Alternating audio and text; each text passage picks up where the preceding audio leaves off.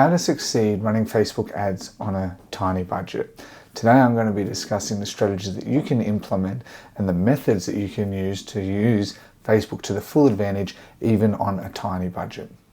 Having run ads for over 8 years and spent millions of dollars on ads across multiple business types from e-commerce, lead generation, services, software as a service, I'm going to give you all the tips on how to start low and use your budget in the most effective way possible. Let's get into today's content. Hey there, my name's Ricky Hayes. It's a pleasure to be here today presenting this video. So today we're going to be talking about how to start Facebook ads on a tiny budget. I get many people come to me asking about how to run ads and it not working for them, and they have a very limited budget, but they want to be able to grow on the platform, but they're really not sure how to do it. Well, what I've found from these experiences, it really comes down to a number of variables where they're just not spending the money in the right key areas. So today I'm going to be talking about that in a few points and going into it and discussing how you can use your budget as effectively as possible in the right areas. Okay, so first and foremost, what is considered a small or tiny budget? Well, if you're spending under 100 days, let me restart that. If you're spending under $100 a day, you're in the small budget category. The reality is on Facebook, there are companies out there spending hundreds of thousands of dollars a day, and that's regular. $100 a day does sound like a lot, but when you think about it, it really actually isn't that much with how competitive the space is now. Under $20, it's a tiny budget, and guess what? I've even seen people on $5 a day. Now the reality is you can get results for that, but you are going to have to be extremely patient, right? It is generally recommended to have enough cash in the bank as a tip to have at least $25 a day as a starting budget. So if you think about that, that's just under $1,000 in terms of ad spend budget is where I would start, right? Because if you start on $5 a day, you're not going to get really many results. The average cost per click is at least nowadays in whatever currency, it's usually around $1 if you're doing really, really well. So you'll get 5 clicks in a day. You're not going to get many conversions on that. You need a good amount of data. If you're happy to wait, you will get that data, but you're just going to have to be very patient there, okay? So that's what's considered starting on a small budget. I recommend at least $25 a day when starting out. You don't have to start on that, but that's sort of what I find, because you want to test a number of ad sets and different audiences, and you need to give Facebook a little bit of flexibility there to go with the perspective of failure, because when you're spending in the beginning, you're going to fail far often more than you're going to succeed. It's very rare that things just pop off. It usually takes some time for the algorithm. It's going to work in your favor, but following these tips, but you still need to give it time. Okay. So number 2, the easiest way that I see a lot of people is they try and reinvent the wheel. Now, if you have an established budget, if you know your industry really, really well and you have capital behind you, you can do that. But for most of us, we don't know, and one of the best ways to succeed is to model what's already working, right? So, you don't have the money to test hundreds of ad sets or ads variations. It's very time consuming. So what you want to do is you can go to the Meta Ads library. It's a free tool. Everyone can use it on desktop, and you look at your competitors. Right, so I'm going to show you that in just a moment. You can look at their creative. You can do some simple filters. There's third-party tools, but starting on a tiny budget and try and run with free, simple methods that are easily accessible.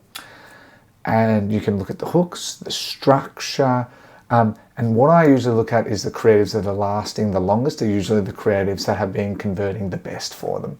So if we go here, there will be a doc in the description outlining today's video. All right, so I'm just in the Meta Ads library now, and you'll see that it defaults to your country, what ad category, so you just choose all ads. You've got save searches for future reference, but let's put in that, and let's put in a business here in Australia, a huge company, Bunnings Warehouse. Anyone in Australia would know Bunnings. And you can see, what you can see here is you can see all the ads that they're running, okay? you can see that when it was launched, so literally in the last 3 days, they've launched these ads as of recording this. And then you can see video July, right? Even further back. And you can have some simple filters. All platforms, is it active? Obviously, you can look at active and inactive. I recommend looking at active because you want to see what's working right now. And you can change the date range. Generally, I like to look and see how far back. Right, so you can see that their oldest ads are about a month and a half old. Okay, I would look at the ad, see what you can learn. You can look at the copy. You can even copy the link and open in a new tab. Oops.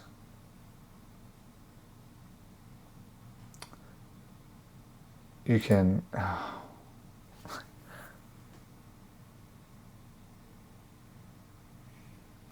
you can see all the ad details at a higher level, so you can watch this video and sort of get a point, and you can see about the advertiser, and you can look at their others and get more of an idea, right?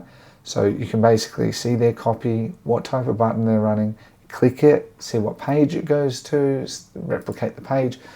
Allows you to just sort of see, you know your competitor best, what is working for someone, so you can closely model it, knowing that on a limited budget that you're probably going to ideally get the same results. 3, reduce variables. Now this is a really important one. Reducing variables is extremely important. I see it all the time where we all have these big aspirations and we see these other businesses doing really, really well, but it took them time, okay? No matter what it says, 99% of the time, it takes time. Don't run 5 products, 6 ad sets, 15 creatives if you're spending $20 a day. You want to focus on one product, pick your best offer and either your best seller with the highest margins and hammer it home, okay? So use the ad library and then focus on one product. Okay, if you're spending $25 a day, that's very easy to spend just on one product alone. So you want to start with just that, focusing on your budget, reducing variables, right? So as a general tip, one thing I recommend is $100 a day, 5 ad sets, three ads per max, right?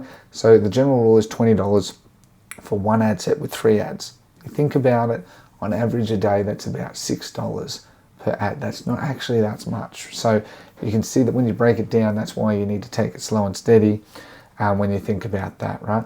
And only start remarketing when you're getting at least 5 orders a day. Otherwise, it's not going to work. It's going to waste your money, guaranteed. Okay, so that's sort of what I recommend when it comes to that. Number 4 is use Meta's tools, right? Meta has really improved in the last few years. 3-4 years ago, they were not really that good, but they really have improved their advertising division because they want to scale that. It's smarter, especially thanks to the introduction of AI. I have a video here talking all about the future of Facebook, especially in the next 1 to 2 years. Facebook's going to be more and more hands-off, more AI-driven, and that's so important. And so more and more focus is going to be on the ads manager, getting your data clean, getting your data crisp, so that way you can do that. But as I said, when you're on a small budget, don't worry about third-party tools. You just want to start very, very simple, especially for e-com brands. Use the Facebook and Instagram integration, usually on Shopify, to Facebook. Keep it simple like that. It'll get conversions, it'll get you data, and keep using Meta to its advantage. It is only continually improving. So I recommend that you focus on that. It does a great job. As you scale, you can look at third-party options to further amplify your data. But in the beginning, start with just the Meta Ads platform itself. Number 5, be okay with a break-even ROAS. I've had so many times where people come to me, and I've worked with students and that in the past, where if you're expecting a 10x ROAS as a brand new ad account, not going to happen. I don't think I've ever seen that happen, and if it has, which I'm sure it has, it is an anomaly to say the least. Very important that you focus on a break-even ROAS or even an unprofitable ROAS.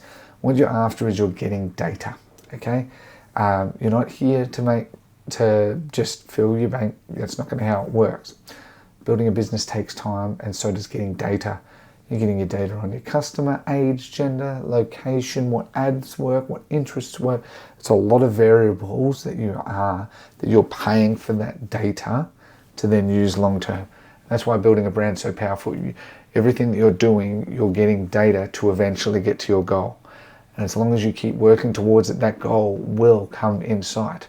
And so it's just important that you don't focus on profitability in the beginning. Focus on as much as possible, just if you can, be break even. Or at times for me, I even focus on just being a loss because I'm getting data and getting insights. I'm paying for insights that'll help me accelerate my growth long term. And strongly recommended that because then you're going to have a lot of issues anyway if you're getting orders and so on. So it gives you some time to stabilize your business anyway. So think of the bigger picture, that in the short term it's not ideal, but long term it makes a lot more sense, right? Just also remember as well, and I thought this is important, remember ROAS is important, but what is more important is getting the customer, building the brand, and getting repeat customers. If a customer comes back to you 3 other times after they've purchased, if you think about you got a $50 average order value, well, you think about that's $200, and you might have spent $50 to acquire that customer, but long term you actually made $150 in extra revenue, and that's mostly pure profit because your ads probably won't be, they'll probably just organically go to your business and come back and buy, okay? So remember, what you're doing is you're acquiring data and you're acquiring good quality customers that's going to make you the money in 3, 6, 12 months, right? So that's a very important part. Don't focus on seeing these fancy ROAS, okay? Focus, most importantly, on getting customers through the door, even if it's at a loss, because long term, as long as you stay consistent, that money then returns to you. Number 6, don't waste money on brand awareness. I've had this and I've done this, right, many times, absolute waste. The idea of brand awareness is that you're building your brand awareness and then you can remarket to those people, okay? And it's sort of breaking that first interaction and then you can remarket to them, and it's meant to help with your conversions. I've tried it, it's never really worked. The reason is it's because Facebook is finding people that just engage with the ad. There's no intention of buying. For example, you always want to aim for what your objective is, a conversion. So whether you're a lead generation, leads, whether you're e-commerce, sales, whether you're SaaS, sales or trials, right? Same thing. So you want to focus on that. Yes, it does mean your CPMs, cost per millennia, are more. Yes, cost per click is more, but you're getting your objective. Don't beat around the bush. Aim for your objective. I see so many people aim for brand awareness. Oh, heaps of people have seen my ad, but no one's bought. Yeah, because you've aimed for an objective that just gets your ad seen. If you're a huge established enterprise, brand awareness would work well because you just want people to know something about your brand. But in the beginning, no, you focus on conversions because that's where your money's spent. You want to focus on that. And then you're remarketing to the right people who are Facebook have already determined through their various data points is the right type of people. And number 7, stop touching your campaign every day. Now, look, we're all a bit of a culprit of this. I've done this back in the day, and it's really hard when you're on a limited budget not to see that and be like, oh, spending this money, not getting the return, right? I get it, you're anxious, but you need to let it run. 3 to 5 days at minimum. Okay, if you think about nowadays that you're going out, and if you go out for lunch, you spend probably $30, $40 just on lunch. You're spending $30, $40, $50 to get data that could make you a lifetime amount of money. Change your perspective on it. You're acquiring data. Same as when you go buy lunch, you're buying your lunch through data on the Meta Ads platform, right? You need to give it time. If you're getting a couple of conversions a day, give it some more time. Maybe increase the budget if you have it, but don't change it. If you want to test new things, duplicate and test, but understand, then you're dividing your budget up further. But don't touch it every day. That's not how any marketing platform works. I know Facebook and TikTok and all of those have the sort of thing where you can get results faster than Google, for example, but all platforms need time to optimize, right? The reality is it's quite phenomenal what these platforms can do, but it's still like anything, it needs time. People take time and conversions take time as well. Think about yourself in your own buying cycle. You get so many ads your way, right? Which ones are you going to engage with? And think about that when you're spending on this. You need to give things time. Whenever we come to buy something, we always think and have that sort of caution of it first. So make sure you give things time. Try and focus on other elements in your business or other things in your day-to-day life. Give it time. It will be worth it, I assure you. Number 8 is niche down, right? So don't just do a general store, for example. Yes, that can work if you've got a massive budget, but in the beginning, niche down, right? So women's fashion, for example. Women's fashion is a huge area. Maybe women's fashion shoes, women's fashion sunglasses, men's fashion sunglasses, something like that, and have a unique selling point. Your unique selling point is something that's very, very important that I recommend that you have, which is usually your brand message. Maybe you give back to charity. Maybe your products are eco-friendly. Maybe they're made of some material that really just is just amazing that everyone craves, okay? And so by niching down, focusing on a brand, you're focusing on specific customers, your targeting is going to be very specific, your ad's going to be very specific, your copy is going to be very specific, and it just helps resonate with your customer a lot more, okay?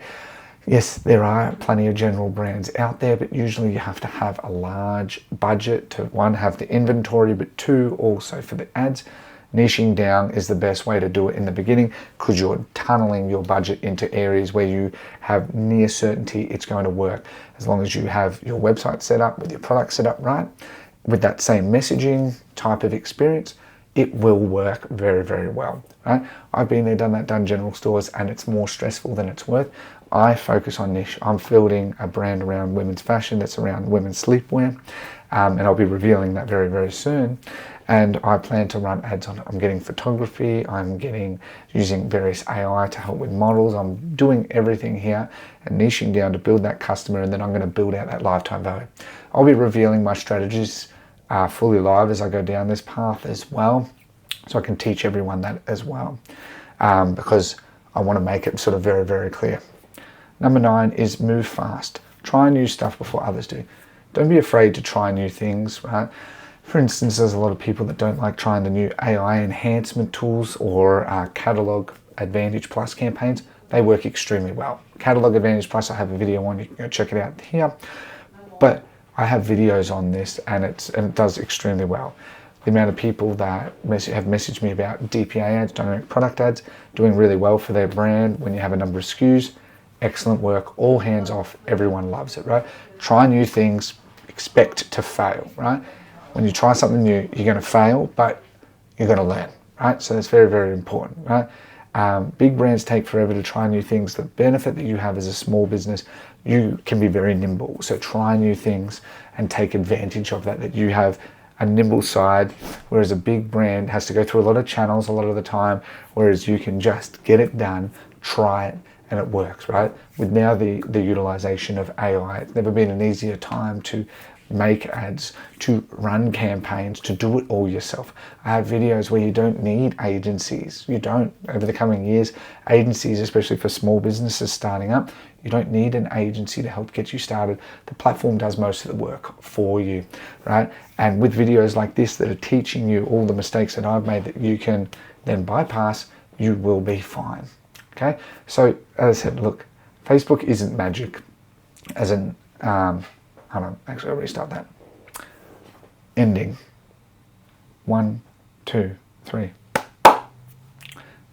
So Facebook ads isn't magic, right? It used to be a lot harder. Now it's getting easier and easier. With the utilization of AI, with the utilization of all these tools that are now at our disposal for startup, small business, never been a better time to start a business. It's never been a better time to do it all yourself without it taking much time or needing a high amount of expertise. You can do it all yourself very easily, just honestly watching videos like this. This is all I do. Watch some videos, learn it from others, and then apply it in my business, right? I don't need much else. It really is hands off. And by focusing on other things and using these tips that I apply for myself every day, I'm able to build multiple businesses successfully and focus on the long term. So I just wanted to say that I hope this has been helpful. If you enjoyed today's video, please be sure to like, share, subscribe. Otherwise, thank you very much for your time. Have a lovely day. Take care and goodbye.